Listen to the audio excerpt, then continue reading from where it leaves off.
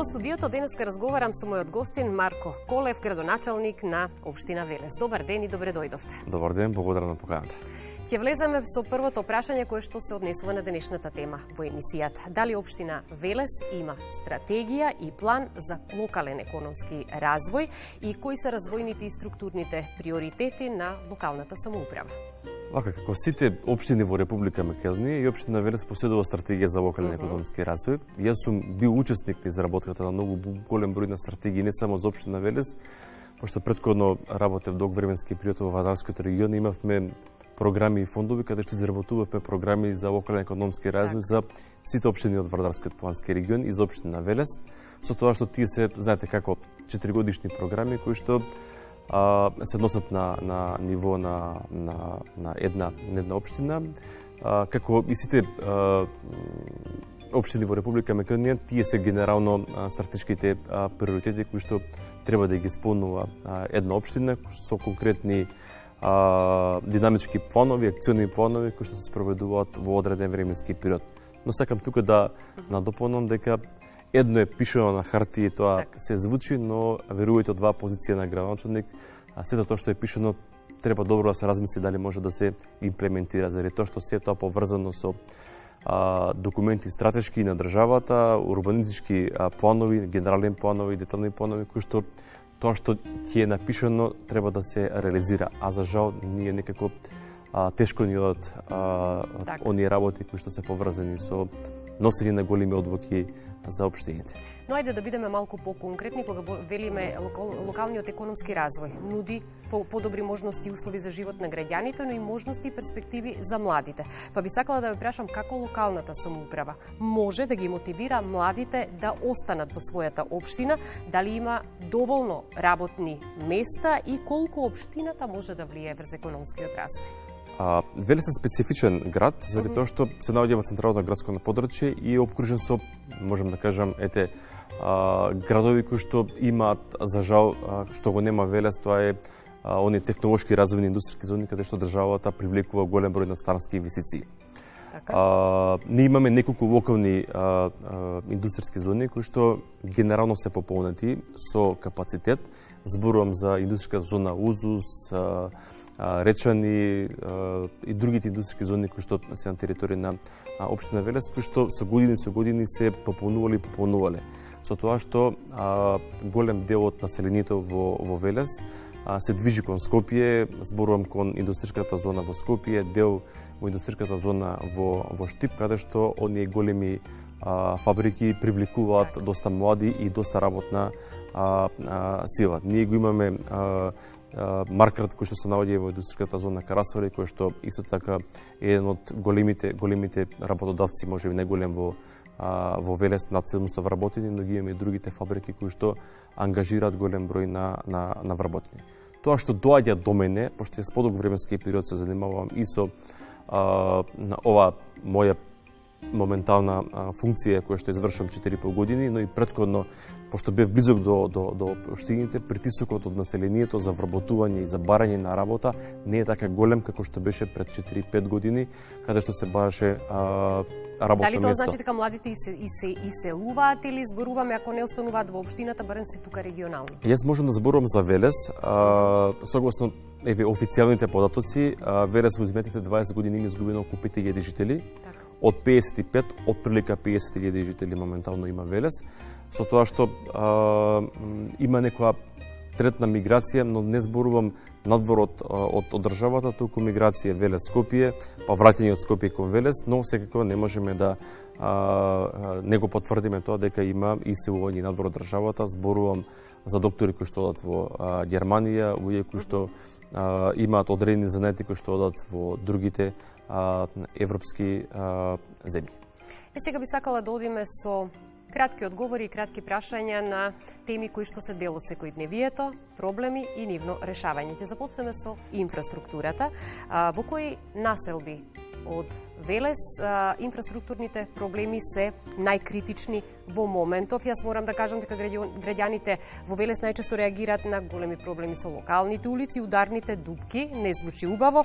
Колку реално општината има капацитет да одговори на овие барања и проблеми на граѓаните? Вака, јас пред да станам градоначалник, тоа е пред 4 години како што спомнав, не ветував чудото, кога ветив дека ќе се подобри подземната и надземната инфраструктура. Кога зборувам за подземната инфраструктура, мислам на водовод, фекалната посечка канализација и поставување на нов слој на асфалт. Можеме да забележиме дека во Велес значително се подобри инфраструктурата, но има уште многу работа. Голем број од централните градски улици веќе се реконструира и добија нов асфалт.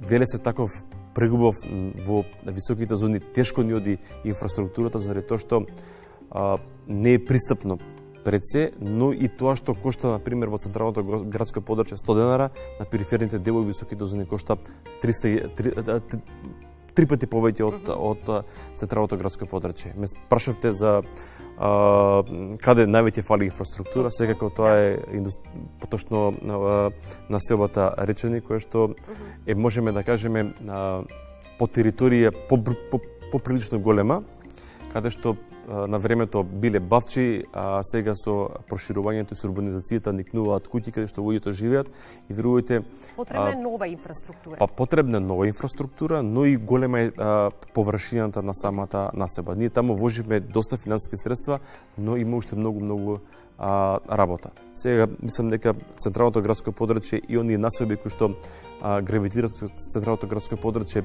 значително добија добра инфраструктура.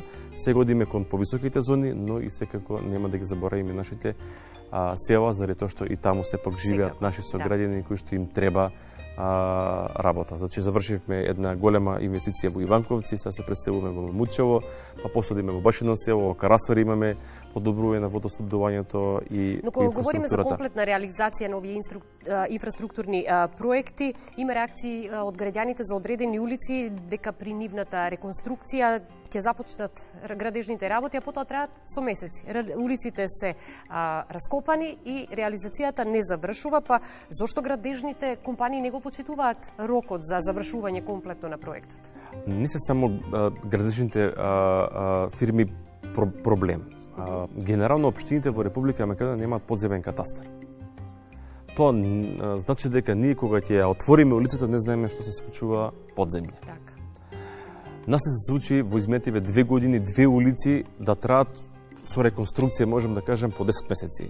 Тоа е Белградска правата фаза и Раштански пат кој што пред неколку дена доби прв слој на асфалт, деновиве треба да добие втор слој на асфалт. Јас се извинувам од име на општината, се трудам да им објаснам на луѓето дека ние немаме подземен катастар, не знаеме што ни се случува на подземја, не ја знаеме состојбата на цевките, не знаеме големината на цевките, во каква состојба се и кога ќе се случи да отвориме улицата и да поставиме нов асфалт, фактички доаѓаме до проблемот на пукање и мораме цела линија да ја менјаваме, а за тоа треба обезбедување финансиски средства, тендерирање, изvedба, а градежната фирма која што е ангажирана само за асфалтирање на 2 слоја и тротоари мора да почека. И некогаш тешко се објасневи овие работи, но има и луѓе кои што ја разбираат проблематиката и не охрабруваат да продолжиме. Ја пак ќе кажам, за тие 2 улици, мислам дека се тие 2 во последниве 2-3 години, кои што, например, навистина се одолговаличе целата работа, да им се извинам, навистина не е, значи, секогаш добрата волја на градоначалникот, а ние, можем да кажем, ова нова генерација на градоначалници, сакаме многу повеќе да направиме од нашите претходници, некогаш од самата енергија, од самата љубов може да направиме некоја грешка. Значи, почињеме можеби во октомври, мислиме дека ќе завршиме до декември, па се одоговлекува тој период, па затварат асфалтните бази заради ниските температури. Граѓаните си чекаат реализација, што е многу важно. Бидејќи ја спомнавте водоводната мрежа, дали Велес има проблем со стара водоводна мрежа и има ли загуби од вода? Се соочувате со ваков проблем? Не можеме да кажеме дека немаме, заради тоа што те се констатирани загуби за по различни основи, но генерално не само јас и моите претходни колеги градоначалници кои што ја воде општината инвестирале во подобрувањето на водоводната инсталација. Генерално е добро, но има уште неколку улици кои што треба во нареден период да се реконструират, но имаме секако и села кои што се уште нема добро водоснабдување. и треба во наредниот период да се занимаваме и со таа проблематика. Значи, има подобрување значително. Тековно имаме неколку проекти кои што се работат за водоснабдување, има уште неколку што ќе биде финансирани од Министерството за животна средина, зборувам на Текје, на Којник и на други места, но секако имаме и села кои што има тој проблем.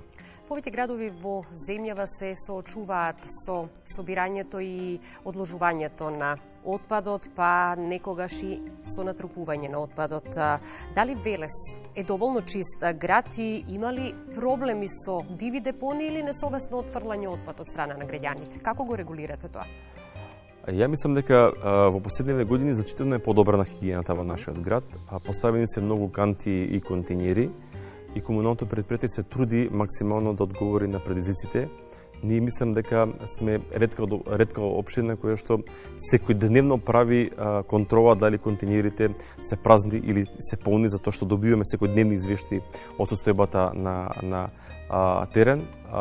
Не можам да кажам дека нема диви депони и дека нема несовесно фрлање на отпад. Се трудиме преку различни кампањи да го подобриме тоа. За жал, треба уште многу работа. Пред се да пикавците за почеток да не ги фрламе секад дека што ќе го испушиме цигарот на некој начин. Одговорноста не е само кај општината, кај јавните комунални предпријатија, одговорноста пред се и кај граѓаните. Ние правиме кампања во основните и во средните училишта за подобрување на хигиената, но можеме да видиме околу училиштата, иако има канти и континери, дека хартијата од тост, од сендвич, од кифа ги има насекаде. Така да секојдневно го правиме тоа, но за жал подобрена е работата, но не е на тоа ниво кој што очекуваме. Каква е состојбата со чистиот, односно загадениот воздух во Велес, тема што со години го следи овој град? Колку индустријското минато на градот и денес остава последици врз здравјето на луѓето, но и животната средина? Добро, тие проблеми што ги имавме ние со топилницата, веќе 15-20 години ги немаме, но не можеме да кажеме дека нема последици кои што се чувствуваат и ден-денска, како сите други општини. Ние интензивно пошумуваме зелени, поточно пошумуваме површини на нашиот град, се грижиме за хигиената, подигнуваме нови зелени на површини. Велес моментално нема загадувач кој што е од такви размери, нема тешка индустрија, треба временски период и овие последици што ги чувствуваме се уште да ги снема. Уште еден секојдневен под наводници проблем со кој што се соочуваат поголемите градови во земјава, недостигот на паркинг места и сообраќаен метеж во централното градско подрачје. Како се справувате со ова? Добро, тоа е тренд, мислам дека во сите градови и во Велес, една фамилија која што има една кола, сега има 3 коли, 2 коли, така да конфигурациите улиците на Велес и паркингот се тие, не можеме ниту да пробиваме нови улици, ниту да правиме нешто невозможно. Во централното градско подрачје со поддршка на владата на Република Македонија правиме подземна катна гаража која што интензивно се работи. Во близина на централното градско подрачје направивме 2 паркинзи, едниот од левата, другиот од десната страна, на неколку други места направивме паркинзи. Очекувам годинава по полека фазно да го воведуваме и платен паркинг, попорно кажано, со тоа што централното градско подрачје мислам дека ќе го доведеме во еден добар, можам да кажам, ред. Ќе се навратиме повторно на она што значи рок, испочитуван рок за реализација на одреден проект. Најавивте дека подземната катна гаража и плоштадот ќе бидат предадени на користење на денот на општината 9 ноември годинава. Останува ли дека ќе биде испочитуван рокот или ќе се пролонгира? Вака, состојбите што се чуваат во државата, кои што можеме да ги видиме еве и во Скопје во последниве неколку месеци, значи се работи за еден од најголемите инфраструктурни проекти во новата историја на општина Велес, каде што имаме не само шипови, колови, греди, се работи и под сообраќај цело време. Имаме земја или почва која што не е унифицирана, некаде имаме песок, некаде имаме потврст материјал, може да се случат подземни води. Многу внимателно работиме. Не се брзаме, иако мојата желба, иако имаме договори за првата и втората фаза е да на денот на ослободувањето на општина биде предаден подземниот паркинг и плоштад на нашите сограѓани и да се пролонгира, не е проблем, само да се заврши безбедно и квалитетно така како што моментално работиме. Заради тоа што таму не е проблем да донесете 20 багери. Таму само може еден багер да работи. Не е проблем да донесете 50 луѓе, можат само 5 луѓе да работат, заради тоа што се работи во јама која што значи пополека да се копа, пополека да се изнесува земјата, пополека да се стават шиповите, пополека да се бетонира, пополека да се торкетира и сите тие работи кои што значат една заштита пред се на работниците, на граѓаните кои што живеат таму и на крај крајшто да добиеме подземна катна гаража и плоштад кој што го заслужуваат граѓаните. Тоа би значило граѓаните да бидат трпеливи, проектите се во тек на реализација и ќе се види нивната завршница. Ако некој сака уште утре да се заврши, верувате дека тоа сум јас. Секако да. Заради тоа што со многу љубов и со многу посветено се работам ова работа, сакам од денеска за утре да се заврши, но верувате дека некои работи не одат преку ноќ.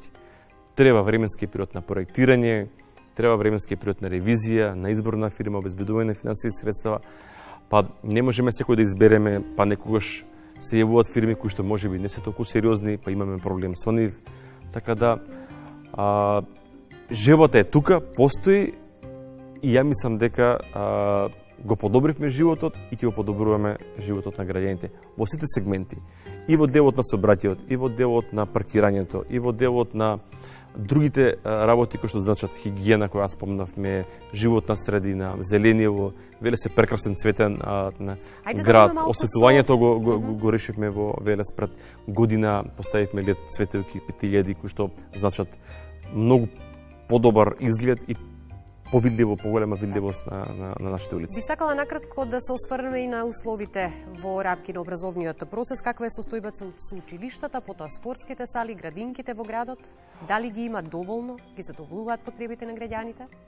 Па добро, ние имаме среќа да имаме доста, имаме една градинка со неколку колонови кои што се распределени на добри места, потоа што стратешки места на територијата на општина Велес. Може би фали една помала градинка во поновиот дел на нашиот град и некој немаме оние листи на чекање кои што ги имаат други општини. Мислам дека и граѓаните се задоволни многу од услугата што ја пружи нашата градинка кон децата, знаете дека децата не се најсвето и сакаме да бидат безбедни, да бидат чувани, но и да не се вратат здрави и живи и сретни. Тоа мислам дека го правиме добро.